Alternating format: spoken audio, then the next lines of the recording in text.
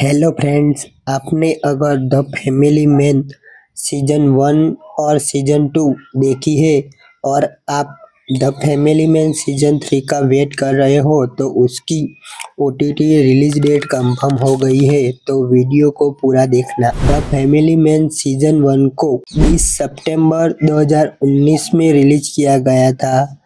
The family man season 2 को 4 जून 2021 में release किया गया था और द फैमिली मैन सीजन 3 आपको अमेजॉन प्राइम वीडियो पर देखने को मिलेगी। द फैमिली मैन सीजन 3 के अंदर आपको मनोज बाजपेयी, प्रिया मनी, जयदीप अहलावत, विमृत कौर, जुगल हंसराज, अरमान सिंघा देखने को मिलेंगे। द फैमिली मैन 3 के अंदर एक्शन, थ्रिलर, ब्लैक कॉमेडी और ड्रामा देखने को मिलेगा। द फैमिली मैन 3 को अमेजॉन प्राइम वीडियो पर 21 नवंबर को रिलीज किया जाएगा।